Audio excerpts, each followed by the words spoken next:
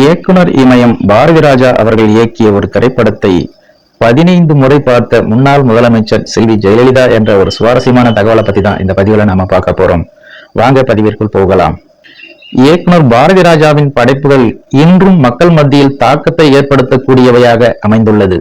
பாரதிராஜா படம் என்றாலே யதார்த்த நடிப்பும் காதலும் கிராமத்து மனமும் நிச்சயம் இருக்கும்.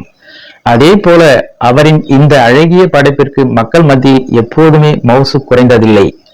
16 வயதினிலே கிழக்கே போகும் ரயில் பாரதிராஜாவின் இந்த 2 படங்களுமே கிராமத்து கதை.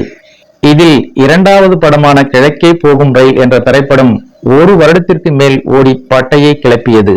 கிராமத்தில் இருந்து வந்தாலும் அங்கேயே வளர்ந்தாலும் கிராமத்து சப்ஜெக்ட் தான் பாரதிராஜாவால் எடுக்க முடியும் என்றும், சிட்டி சப்ஜெக்ட் கதைகளை அவர் எப்படி எடுப்பார் என்று எழுந்த விமர்சனங்களுக்கு சிகப்பு ரோஜாக்கள் என்ற திரைப்படத்தின் மூலம் பதிலடி கொடுத்தார் பாரதிராஜா.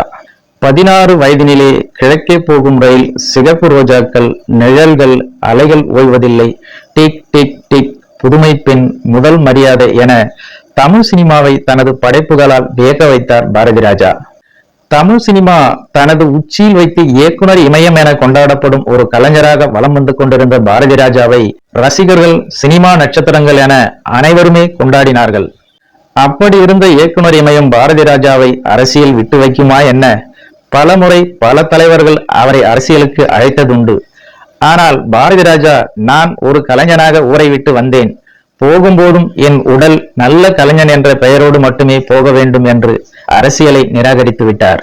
அப்படித்தான் ஒருமுறை ஜெயலலிதா அவர்கள் பாரதிராஜாவிடம், my door is always open to you Bharathiraja, any time you can come, we got more respect to you, உங்கள் முதல் மரியாதை திரைப்படத்தை நான் 15 முறை பார்த்தேன் என்று கூறியுள்ளார்.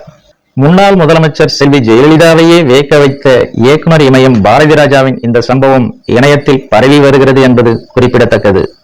ஓகே ஃப்ரெண்ட்ஸ், மேலும் இது போன்ற வேறொரு சுவாரஸ்யமான தகவலுடன் சந்திக்கலாம். நன்றி, வணக்கம்.